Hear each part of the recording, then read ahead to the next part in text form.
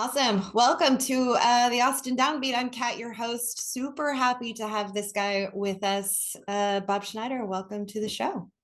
Hey, good to be here. Yeah, I've been looking forward to this. I have to tell you a funny story. I got here like over 10 years ago and my kids were little and I was at a play date and someone was like, have you seen Bob Schneider? And I was like, is he like a pediatrician or did not know who you were yet? No, it's a really good name for a pediatrician, I know. actually. So I every time I see your name, I think of Dr. Bob Schneider. Like in my Yeah. head, you're a doctor. So now we can do this televisit. I have some questions. Anything. Uh, Yeah. If it involves like band-aids, I'm good. Two kids, so Yeah. at the extent of it. How are you with blood? Can you handle it? I mean, yeah. I mean, to a certain point, I guess. I don't know. I mean, I guess some people are weirded out about blood. I don't think I have any problems with it. Yeah. Yeah. Well, you'll find out one way or another. I mean, I've I've bled before and I wasn't freaked out by it. You were fine. You're still Yeah. alive. Do you have a blood thing? Yeah. If I love you, can't handle it. If I don't love you, I'm like an EMT. You know what I mean? Like hand me the 10 blade. I'm fine. But if I love you, I am down and out on the floor. It's weird. Do wow. I Yeah. wonder, I wonder what that is. We can, Do you ever do therapy or anything? that's a whole other episode. Is it really? I No. just thought it was a yes or no question. Yes. Oh, good. Well, I guess you can figure that out with your therapist. Yeah. Yeah. I'm assuming. Yeah. Well, speaking of bleeding, I feel like putting out an album is pretty close to it. I feel like you really kind of gave birth and you have a new one out and it's so Yeah. good. It's Thank so, you. I love It's it. nice of And you to say. we're going to talk a little about all the AI stuff because I have questions because I'm not really an AI person and I just fall in that category of like, I've never even touched it. I've never used it. I just don't know anything about it, but you do. But I feel like these visuals that go along with the songs, just having a hard time finding the words, what they do for my brain, but it just feels like each song is such a snack and it just adds this whole other level to it. I don't know what it's doing in my head, but I'm just really enjoying the graphic that goes along with each song. What can you talk a little bit about how that all started and how you ended up with each one? Um, well, I mean, there's not much to it. I did use AI for all of it. So, are you talking about like the cartoon sort of graphics that go along with each song? Yeah, yeah. Yeah, so I wanted to create some sort of unifying style to go with it. So I really like I really like comics and stuff and especially like old comics like from the 50s and 60s and stuff. So I just kind of used that as a prompt and then I just started trying to find images that would kind of uh they were sort of iconic that would match up with the songs. And yeah, I like that whole style that I ended up with. To me, they remind me of kind of like Raymond Pettibon. Do you know that guy, that artist? Mm-mm. He's the guy that did like the Black Flag logo. Oh, He okay. does very subversive sort of art. He's a huge in the fine art business now. When he started back in the 80s, he was making flyers for punk bands, and now you can't buy one of his paintings for less than like you know six figures. So it's pretty Wow. cool. Yeah, And it's just the same. It's just like an ink drawing that just the same kind of drawings that he was doing back then. It's yeah, weird how the world works. yeah. Can you talk a little bit about? I want to make sure people hear the name of the album's called The Human Torch, and you can find it on all streaming platforms. I found it on Spotify and listened to it as singles that you released. Was that your everyone has kind of a different strategy for releasing music. What's do you have one in particular of kind of how you're doing it? I have a strategy called pay a manager 15% of everything that you make and then have him figure it out. And then he just kind of handles it. So I've never been into the business part of the music business. Yeah. Just it doesn't concern me at all. The thing I'm most concerned with is like just doing things that I love. So I like writing songs and I like making art and I like playing shows. So that's what I'd like to do. All the rest of the stuff, like I don't post on social media or any or check any of that stuff or look at it or view the comments and stuff. I just don't. I don't find it. It's not interesting. It's just not interesting to me. I mean, maybe if I had like a million followers or something. Also, it's depressing Yeah. too, because I'm like, I don't know. I want to be like the king. Like I want to be as famous as Taylor Swift, and I'm not. So that's it. It reminds me that I'm not. But if I don't look at social media, I can sort of pretend that we do the same thing. So like we're Yeah. close. Yeah. Yeah. It's like Yeah, I healthy like living in a delusion. make-believe I world. know, I was gonna say like a healthy delusion or happy. Uh, Like look at all your lights and so Yeah, yeah. yeah. So yeah, most of the time I'm living in my head and living in a dream world. It is I was thinking about it. I heard is I don't know if it's Roky Erickson or Rocky Erickson. Do you know who that is? Sort of a Mm-mm. famous Austin musician. He was in some psychedelic band in the 70s called the 13th Floor Elevators. I guess they did a lot of acid, a lot of drugs and stuff. Kind of like the Austin when I got here in 89 kind of was felt really counterculture not so much now, but Mm-hmm. when I got here that's what it felt like. It's probably that way still. I'm just not, I'm living out in Lakeway, so That's where it's I not. live. Yeah, it's not very counterculture out here. No. I mean, it may be that. Well, also it may be, but I don't know because I don't really hang out with anybody. So, Yeah. No, I don't hang out here in Lakeway. Just go to wait, the are HEB. you like married with kids? Is that your deal? I'm not married, but I do have two teenagers. Oh, you do. Yeah, You and were I live. married at some point. Yes, I have been married. Yeah. Yeah. So, but yeah. So, family life, kids. It really like it changes you're not like you don't have like a 2 year old and a 4 year old and then you're out like all weekend doing whatever. You got to actually kind of Yeah. grow up and be an adult at some point. Yeah. And How I old think are kids you? force you into doing that. How old I, are I you? have an 18-year-old and an 8-year-old. Okay, see, I have a 16-year-old and a almost 14-year-old, and they if I go in their bedrooms, it's like they'll oblige it for like 4 minutes, and then I get the thank you for stopping by, Yeah. and it's now time for you to go, mom. Are they boys, girls, or both? Henry is the older, so he'll be 17 in a couple months, and then Harper, my daughter, is almost 14. So I one of each, and they're so different. You know So how it a is. senior and a sophomore or senior No, and a he's going to be freshman? a junior, and she's going to be a freshman.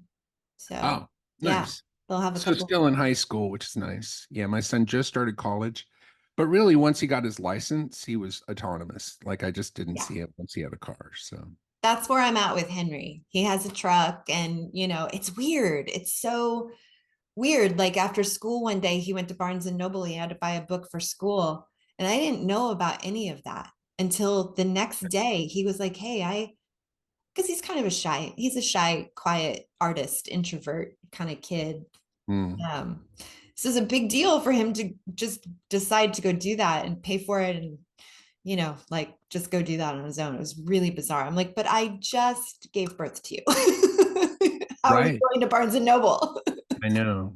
Yeah, my son, he just started school in San Diego. And when he left, I was like, oh, it's part of life and it's the way things are supposed to be. My ex-wife, um, his mom was very upset about it. But then when he came back for Thanksgiving, he hung out for a little bit. Didn't see him when he Yeah. was here. But when he left the second time, it really hit me that like, oh, that son that used to live with me, his whole life is gone now, and there's this adult man, and I love him, and we have a wonderful relationship in terms of like, I mean, obviously at this stage of the game, he's really more interested in hanging out with his friends and doing, being a man and learning to be a man. So that doesn't really involve me so much. But I don't know, it was tough. Like the second time was tough. And then he was here for Christmas and again, didn't see him. And then, he's gone again. I haven't talked to him well, I just talked to him a couple days ago, but before that, I didn't talk to him for 2 weeks. And I was like, oh, I hope it's not like I was with my parents. When I left home, I wouldn't talk to my parents for like 6 months. Yeah. Like I do, unless I needed something. And then I would, Yeah.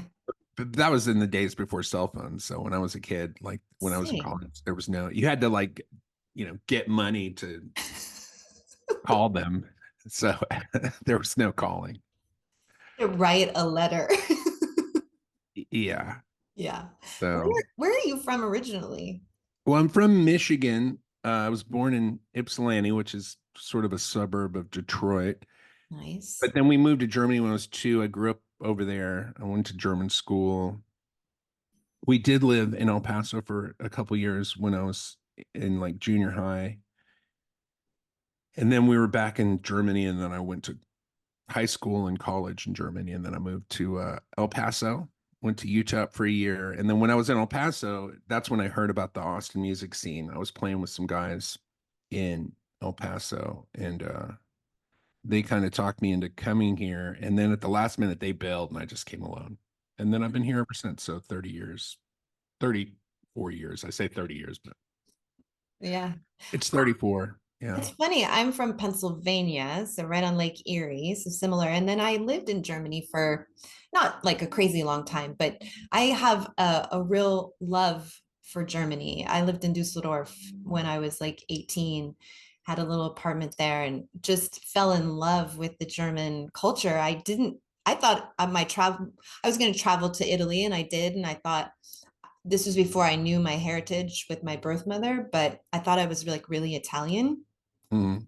and I thought I was going to love Italy and it was going to be like my people. But I felt like a tourist in Italy, and like I really felt really welcomed in Germany. Like I was surprised how much I loved it. So do you have fond memories of Germany? I mean, yeah, I love Germany. Yeah. Yeah, it's a great country, and when people like try to demonize socialism, I'm like, well, the best democracy that I've been around is Germany. It's a social democracy. It's like it really, uh, it works Hmm. really well there.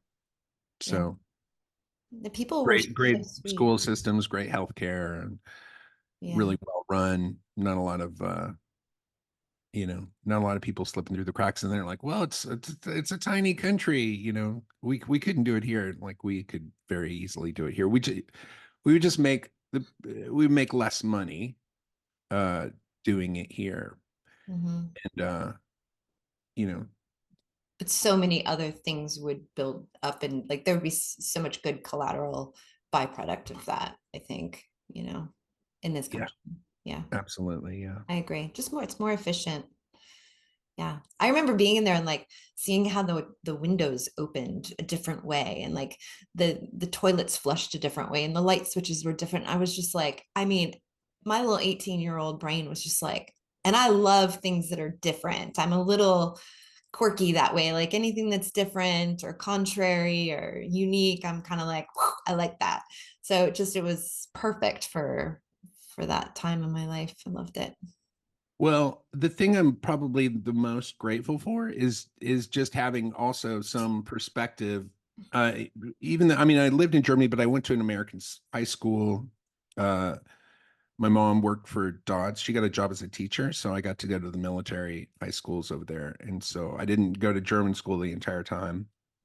But the thing that I got to see was this different perspective of what it is to be an American, what it is to like live in a different democracy, a different country, and just really get an idea of like, oh, and see like kind of what people think of America, and like it's just good to get away from the States, Yeah. get a different perspective, where the lights are, you know what I mean? And then Yes. when you come back, you really appreciate the great things about America. And then you also see like, oh, this is where we could actually improve things. Where is it? I feel like anybody who's just lived in America the entire time, you start talking about like, well, it could be done better. They're like, go after yourself.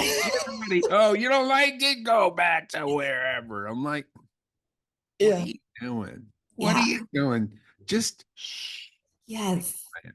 Be Yeah. quiet.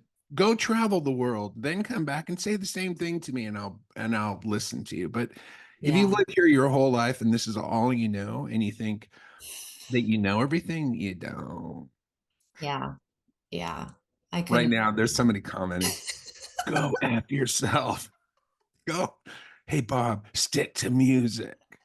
I don't want to hear your political views. I'm not, this is not even political. This is just like, oh, It's living in a different place. sensical, it's just commonsensical. Yeah. Just on I don't a human level. No, I agree with you 100%. I remember the kids, I'm 18 years old and we're drinking, and like all the kids my age were just, I mean, they definitely knew how to party. They definitely knew how to have a good time, but there was this maturity about it. It was just different. And I agree with you 100%. It's just, you come back and you have this really deep kind of revelations about like everyday little trivial things, and then the big things too. So, Well, I remember one of the biggest cultural differences I saw when I came back to the States. I mean, I was there for 16 years, so I was there for a while. it's a long time. And I came back, I'd seen a couple big rock shows in Germany. But when I went to my first show, it was a U2, it was the Rattle and Hum tour. I Oof. went to that show and was I was like, what is going on? Because people were so out of their minds, like going crazy, like clapping and shouting and screaming. They don't do that in Germany. In Germany, they listen and they're very like stoic. And then when it's over, they're like, jawohl, sehr Well gut. done. Das war sehr gut. Yeah. But here they're like, oh my God. Yeah. And I was just like, what is wrong with these people? I noticed that was the first thing. I Mhm. mean, not the first thing, but I did that really quickly after I got here. And then the other thing that was completely different was in Germany at the time, there was no you couldn't advertise on billboards. Mhm. You couldn't even advertise on TV except for two times at night. They had these like commercial blocks where they would show commercials and you would just turn the TV off. You wouldn't watch it. So I just wasn't subjected to commercials. And I got here and I was just like, everywhere I looked, there was billboards advertising. Like people were just constantly trying to shove their product message into my head. I was like, what is going on? Mhm. So weird. Oh, and the other thing I noticed pretty quickly was in Germany, there's a lot of nudity. There's nudity on TV. And when I say nudity, I'm male and female, like full frontal, the Mhm. whole deal. It's just not they have nude parks, nude beaches.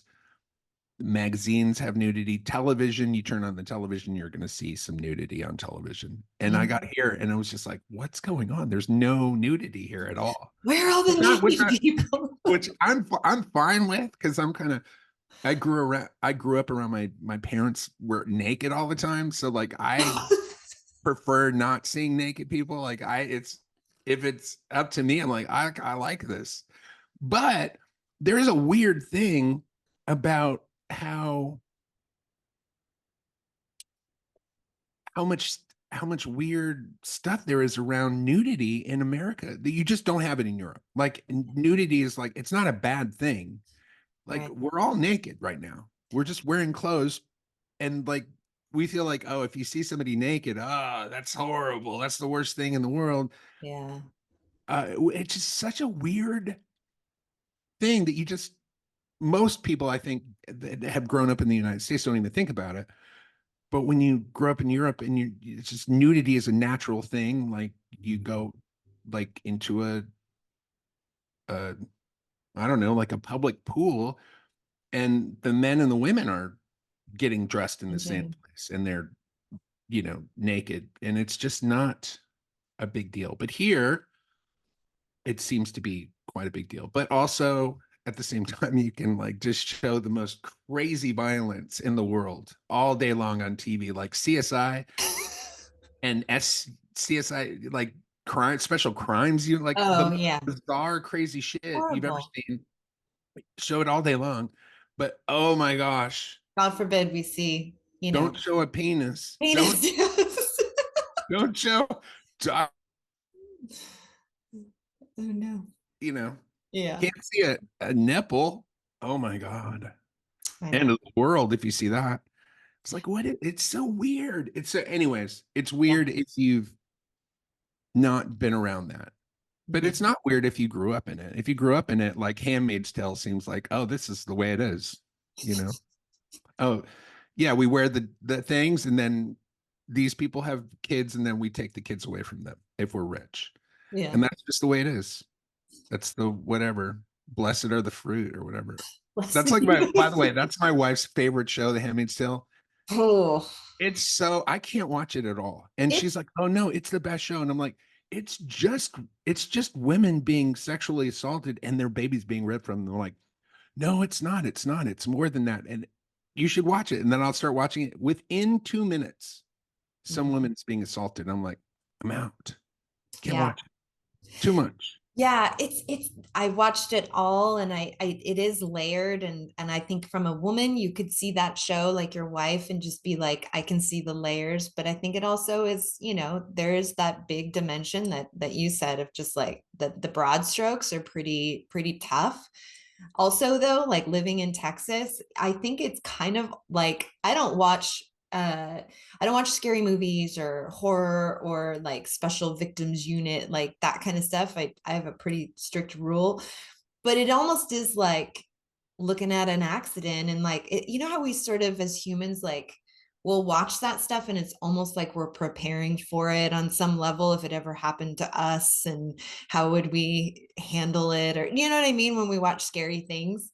I feel like that's what The Handmaid's Tale is a little bit just like it could happen. It could happen someday, you know, maybe. Well, I mean, my wife was always like, "Oh, it can happen." I'm like, "There's no way any of this is going to happen. It's we just live in a different society. It's I just know. not." And then Roe versus Wade got repealed, and I'm like, Yes. well, Yeah. that's not good. That's a step in the wrong direction. You have to allow women to be able to handle their pregnancies any way they see fit, and Yeah. if you're not doing that, and believe me, it's a very small minority of people who agree with what's in place right now. Yeah. It's not about Republican or Democrats. It's a very small minority of people that are very religious who want that in place and they're the kind of the swing vote and that's why it's in place. But most people are fine with women handling pregnancies the way they see fit. Now they might agree with it. Just like if I came in with my beliefs, and my beliefs are you should have to this is where I'm gonna lose some people. Like you should have to get a license, like you to drive a car, you have to get a license to have a kid. And Mhm. then you can only have like, I don't know, Two. I'm gonna say four just because I'm being generous. But Oh, after you're in a good that, mood. no more kids. And if that was my religion that said only four kids and then no more after that, and you have to have a license, and then I subjected that on people, I think people would be very upset. So Probably. don't let your religious beliefs tell me to do again, it doesn't affect me because I'm an old man. Uh, but it does affect people that don't have a lot of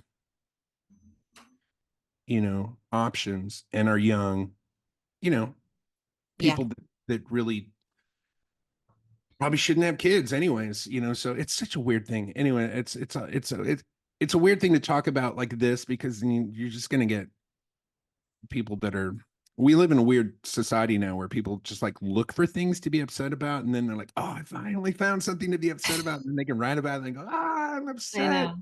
It's like you And can't have it's a so dumb. conversation. It's just yeah, there has to be room just to like be able to say things out loud, be able to have even fleeting thoughts, even Well, just you you know know what I you mean? can no, I have conversations all the time with people with different political beliefs, different religious beliefs, and we are able to talk about anything Mhm. and get through it, and there's no bloodshed, there's no Everyone's problem. nice.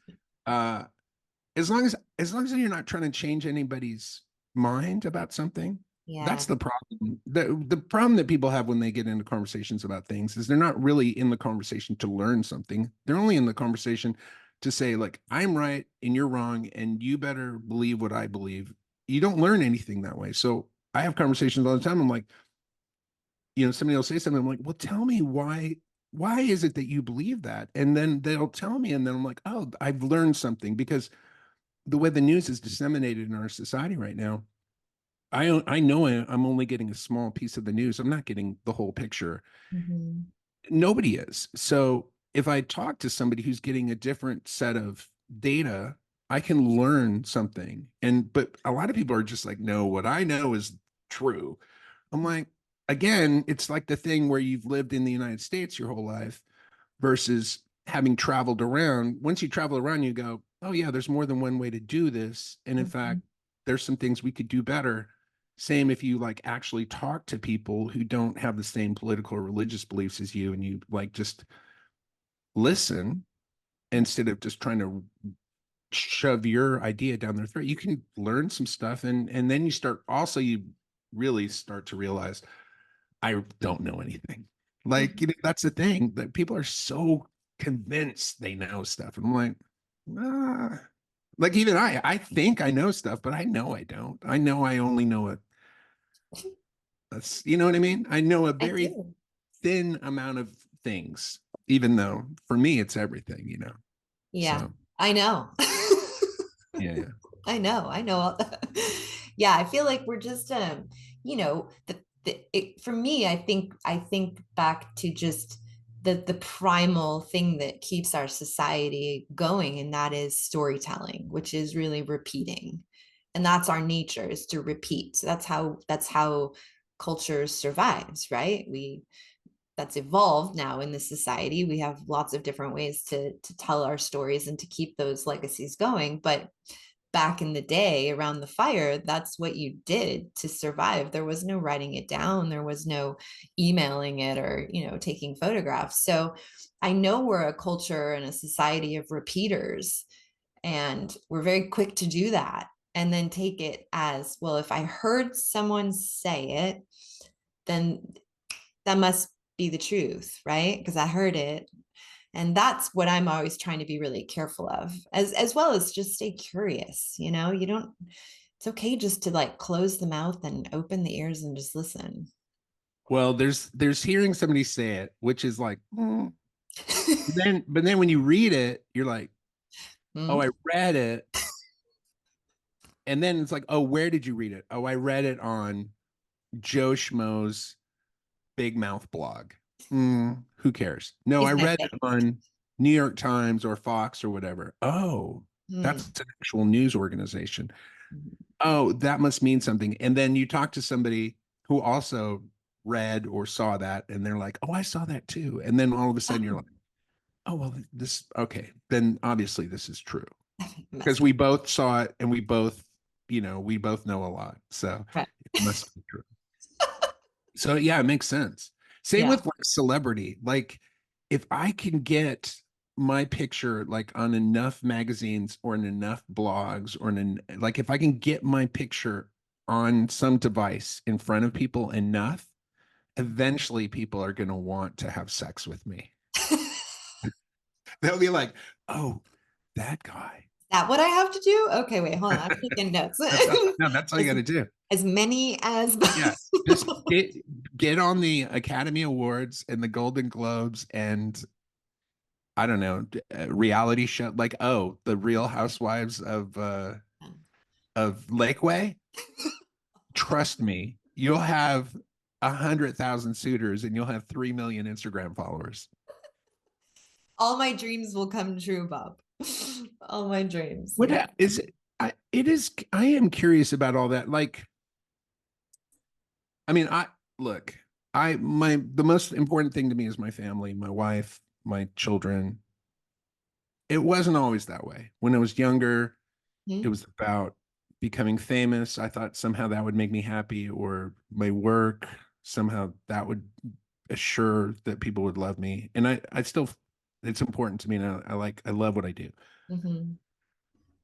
But like, I know for a fact now that even though it's my kids are the most important thing and my wife's my most important thing in my life, it doesn't make you happy. Like it does not make me happy being married and with kids. Now I love my family, but it's hard. It's a thing that requires work and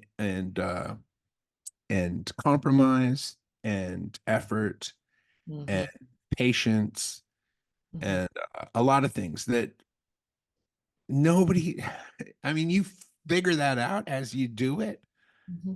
A lot of people just get divorces because they're like, well, this is too hard and it shouldn't be this hard. Like it should be like in the movies, like in the, like I grew up watching Disney movies and reading fairy tales, and this is not a fairy tale. And so a Right. lot of people get divorced. Some people stick with it because they're like, well, I saw my parents stick with it.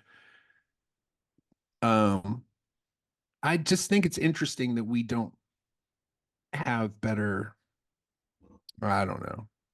We don't have better when you're talking about storytelling about what it is to be in a real relationship with a Mm. real person. The Like it's reality of it. Yeah. the reality of it. Hmm. Yeah.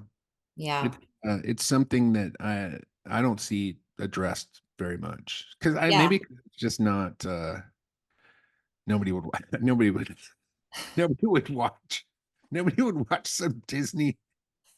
I mean, The Incredibles is pretty close. Like The Incredibles is pretty close, to real. Yeah. Well, I think more Maybe than, The Simpsons or something. yeah, totally. I can see The Simpsons doing that. I feel like more than ever, though, things are getting normalized. Things that were even when, I mean, I think you and I are around the same age. Like, I grew up in the 70s and the 80s, and we didn't talk about mental health and depression. And, we weren't open about that, right? Yet Yeah. you opened up Yeah. my cupboard when I was a kid and it was just chocked full of prescribed medications, right? And I'm like, what? Um, but now people talk about that stuff. So I think I I think that hopefully that starts to come, but we're kind of knocking on the door of that sort of change. I think in society where we're starting to be honest. I don't know if we'll ever get that transparent, but I think you're right. I mean, we just don't see how hard it is. I Yeah. guess in that. Well, yeah. I mean, definitely, I do feel like mental health, that stigma is less now than it was 20 years ago or 30 years ago for sure. Yeah. I think when you say like, oh, do you go to therapy or people are usually, Oh, yeah. with the exception of you, of course, when I asked you earlier, I guess you're still hanging on to something, but I don't worry about it. You can edit that out. But but so I do think, but also then there's this weird thing where like it's like swung too far now with I do feel like there's a lot of nonsense that's been, I don't know, there's just a lot of stuff that, having lived my life and been pretty honest and observant in my life, like I see a lot of things that are being said now or propagated that just don't make sense. Hmm. You know, and my wife is, it's not just, you're like, oh, well, you can't see anything because you're a white male human at a certain age, so you're too blind to it. I'm like, no, not at all. I've lived my whole life just looking at things and being very honest Yeah. about a lot of stuff. So I've seen the way the world works and how it works. And like when somebody comes and tells me some nonsense, I just like, well, that's nonsense. It doesn't ring true. But people are Hmm. like, well, it might not ring true because blah blah blah. I'm like, no, that's it rings true because the world is the way it is. But you can change the world. You can change a lot of things. Like I've changed my behavior quite a bit as I've gone through life. Like I used to drink a lot. I'm an alcoholic, and I've been in recovery for 20 since 95. So what is that coming up on?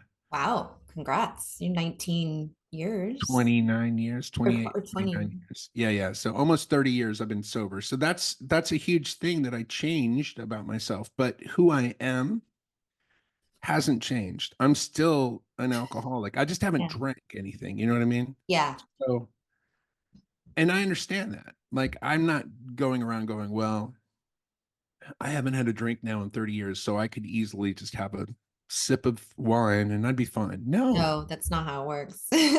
not how it works at all. No. And I think people, there is this weird thing where people are like, well, I know that life's always been this way, but from now on, we're all going to make believe that it's this way. And I'm Yeah. like, well, you can make believe all you want, but you're Right. going to come up against the truth in a weird way where it'd be like closing your eyes and walking across a room that's got a lot of obstacles. Eventually, you're going to trip and fall and hurt yourself. And I Yeah. think that's kind of what's going on right now. I think Mhm. we kind of are starting to maybe open up our eyes a little bit, or we're just getting a little tired of the nonsense. Yeah, I Been feel kind of you. going on the last couple of years. Yeah, I definitely I feel what you're saying. 100%.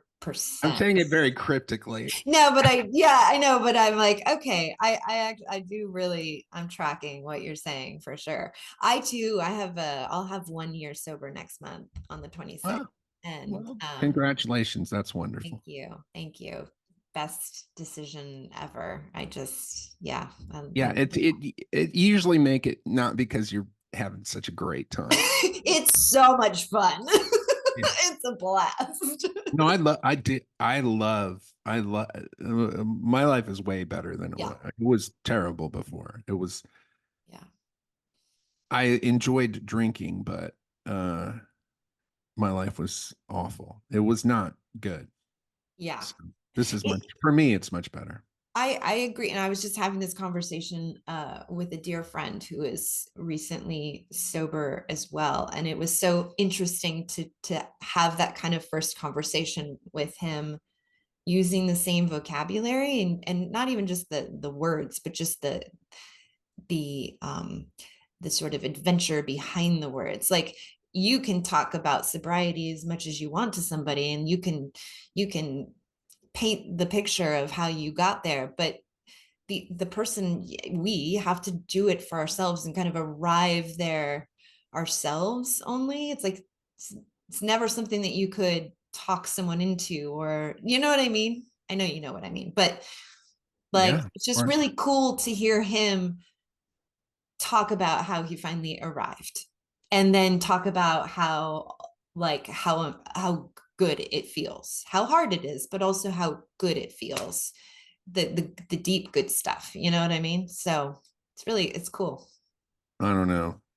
Quitting drinking, it was for me, it was very easy. Quitting smoking, very hard. Quitting sugar, impossible. Haven't been able to figure it out yet. Yeah. But I, drinking, easy. I It's do no, miss a no. cigarette. I did love the cigarette. How, when did you quit smoking? Well, ages ago. Yeah, a week ago. Yeah. I mean, Earlier today. tomorrow I'm gonna get on with my therapist and quit tomorrow. I will say when I quit smoking, I felt for a year, I felt like, oh, well, that was the last thing that I actually truly enjoyed in my life. And Yes. now I've given it up. Well, I just was also saying to this friend, I'm like, I'm in the market for a vice. Like, I would Yeah. like a vice. I would like something that's not going to kill me, that I enjoy. Like, do you have any idea? Like, I'm open I to mean, suggestions. I'm a master of dissociation. So yeah, I Me mean, too. I can't recommend solitaire enough. I know people are like solitaire. What is that? An old man's game? Yeah. Every day I play it and I'm like, oh, I'm like that guy in jail that's playing solitaire, waiting for his life to end. So, Like if any of it's you are over. wondering, what's Bob doing at this moment? We can just picture Uh, you playing solitaire. I mean, here's what I'm doing. I'm either working, writing, playing, doing a show, Mhm. cleaning the house, shopping, uh, At the local take, HEB in Lakeway. at the local HEB in Lakeway, taking my daughter to school, or what? I mean, I do watch a lot of TV and stuff, and or yeah. And if it's not one of those things, I'm playing solitaire. Here's what I'm not doing: Okay. sitting there having my feelings. Oh my God. Nothing I could think of would be worse than just spending 5 minutes not doing anything. Oh, so like you don't meditate or anything like that? Well, I feel like if you're meditating, you're doing something. Well, the way I meditate is I don't do it to like some sort of pre-recorded chanting or anything. I sit down on my little in my little spot and Mhm. I open the front door and then I open the back door and then I just sit and I am okay with anything that comes through my doors. And There you go. sometimes, yeah, like I don't try to clear When my do you do mind. when do you do that? What's your address? Because I've got some stuff I need to. I will send it to you. Just joking. No, that's great. I think that's wonderful. I think that's the key for meditation is not. I know for a long time I was trying to be perfect at meditation. No, you can't. Uh, the key to meditation is say I learned it from Sam Harris because I did the waking up. Yes, love Did you Sam. do that app for a while? I Have you did. ever done Yeah. it? Yeah. Uh-huh. So I did that for a year during the pandemic. I was at home, so I had to spend some time not doing anything. And yeah, the takeaway from that was like no matter what you think or do or how you do it, you can't do it wrong. So Yeah. once you realize, oh, this is the one time in my life when I can't do anything wrong, you look forward to it. And then it's like, oh, it's 20 minutes or it's 10 minutes. Great. So it's 10 minutes or 20 minutes where I can't make any mistakes. I don't have to do anything perfectly. I don't have to have the answers. And it really is this sort of yeah, like it's sort of vacation in your mind that you get to take every day. It's great. Yeah, and I don't do that anymore. No, of course not. I've got shit to do. Yeah. Wasting 10 minutes of my life Well, meditating. I will say that it's kind of like everything you just said. It really is. Like I look forward to it. I have a whole routine in the morning and I really do look forward to it. Finally, at 48 years old, I am like finally feel like a big girl and that I've kind of am growing up a little bit. You know what I mean? Um, but kind of like when you take a shower and you're just in the shower and you're just like you're so present and you're just that's when my mind just completely lets go and relaxes and like things come into my mind and I remember like 5 things I need to write down on the grocery list and I need to remember to do that. It opens up all the channels like when I'm in the shower. Sure, And yeah. yeah, and then when I'm in my little spot, with my doors open, it's the same thing. I'm just like my receivers are on and I feel like it's defragging my hard drive, but it's also like my receivers are turned up. So I'm like, oh yeah, okay, like thinking about the things that I kind of actually want to think about, you know? Yeah. You I should, do you get should that. do it. Well, I walk every day and walking again, if I'm just walking and not listening to a podcast or talking to somebody on the phone, but if I'm just walking, uh, all of that happens. All Yeah. of the stuff comes into your mind that you haven't thought about. You really do get to some places where you're like, oh, that would be very interesting to try that or whatever. Stuff you would just never really normally think of. So Yeah. Well, speaking of all of that stuff, I want to make sure we talk about. I could talk to you for 2 more hours, but I'm not going to do that to you. You're never leaving. Let's make sure to tell people about some shows that you have coming up. This is going to air right before Valentine's Day. And I know you get all dressed up and you look so handsome in your tux and suit, and you do the Moonlight Orchestra. And you're doing that at the ACL Live Moody Theater on Valentine's Day, right? yep, it's on Valentine's Day. So which is I think still a mandatory date night, as far as I know. I know that at a certain point, you're like, do we really need to do it now? Yeah, you do. If you're in a relationship, again, it's like watering, it's like fertilizing a plant. Like, fertilize a plant, what is that? You just water it. No, the reason all your plants are dead You need the is, little stick. yeah, because you like once a year, you have to fertilize. It's not just watering the plant, you have to also add some nutrients to the soil once a year. And that's what Valentine's Day is. It's the nutrients for your soil of your relationship. So, yes, come to the Moody Theater. It'll be a wonderful, romantic evening of beautiful music. I have some great guests that are joining me. We get dressed up. It's very classy. Mm-hmm. I watch my I watch my language. I keep it classy, as they Keeping say. it And, classy, folks. no, it's a very special, wonderful night. The band is incredible. It's a band that I don't normally play with. I have a string section. Some of the best string players in the country are in the string section. Just an amazing band, and it really is. It's kind of a magical night, and Mhm. yeah. So that happens on Valentine's. All right. Let Bob Schneider be the fertilizer for your relationship. That's the tagline. Let's Let not him use be the that. stick in your pot. Let's not. That's. I think poop is fertilizer, basically. So Oh, let's shit. not. Okay. Right. Bob Schneider is the shit. I'm the nitrogen. Let's just say I'm the nitro for your Ooh, relationship. Yeah. the Add nitro some boost. yeah, put some nitrous oxide in your relationship. I don't even know what that. I think that's a drug actually that you snort. I Nitrous. think that's what they give you at the dentist Oh, they do. to put you into like relax mode There you so they go. can pull your teeth out.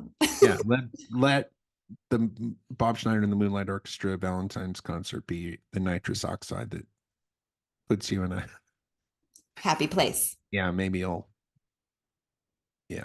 Yeah. You'll enjoy it. It really is a a beautiful, enjoyable evening. It really is kind of magical. It's nice. So Yeah, it always looks as such. yeah. There's also another show that was just released today. I don't know if you know this because you don't do the business side of this whole business, but April 20th at the O4 Center, you're going to play with Mitch Watkins. Did you know that? Oh yeah, yeah. I knew that I had a show coming up with him. Yeah, those shows are pretty amazing as well. I don't get to play with Mitch very often, but Mitch is one of the great guitar players in the world. Mm-hmm. He played with Leonard Cohen for the last 10 years of his life. Excuse me. Amazing. Uh, and Lyle Lovett.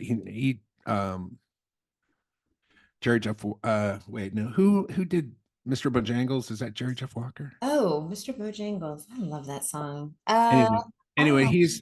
he's considered one of the great guitar players, and he happens to live here in Austin. I met him, I don't know, 20 years ago, and we became friends. We made a record together called Underneath the Onion Trees, and then we've been doing these concerts every once in a while, sometimes every couple years, sometimes once or twice a year. But we haven't played in probably almost 2 years now. So yeah, that's a real special show. I'm sure it's going to sell out, so you probably want to get tickets for that. Yeah, that's at the O4. I don't know how many seats, but that's going to be great. O4 Center is great. It's intimate. It's a lovely venue. I love it. And great parking too, which is Yeah, nice. yeah, it's very yeah, the whole thing is very easy, which is Yeah. nice. I like easy. I don't like, oh, I gotta find a place. Where am I gonna park? I gotta park 5 blocks from the venue. Lug your I'm stuff. going home. Oh, I gotta pay 50, I gotta pay 40, $38 to park, and then what? No, no, and No. it's very easy, that one. Yeah. Well, thank you so much for spending some time with me Hey, tonight here it in was enjoyable. Lakewood. Yes, it was so nice to finally meet you and come Nice to full meet you as well. circle. Yeah, you'll have to come back. I do a live show once a month with a live audience. It'd be so fun to have you come back and play some music and do that. Where do you do that at? I just started doing that at the Tequila 512 building off of Mopac, the big yellow building. Do you know that building? It's not in Maybe. Lakeway. Maybe. I don't know. Anyway, no, but it the first episode did great. I'm at over 440,000 views on YouTube. Oh, So that's wonderful. yeah, it's really, really fantastic. I had David Jimenez and Natalie Price on. Do you know them? David Jimenez? I don't. Yeah, so good. Anyway, you'll check it out, but super fun. In the meantime, We will get tickets for that wonderful Valentine's Day night and also at the O4 Center. And thank you so much for stopping by. My pleasure. It was wonderful having a conversation with you. Yeah, same. Right back at you. All right. Well, thanks to Bob Schneider for stopping by. That does it for this episode of the Austin Downbeat. We will see you next time. Bye, guys.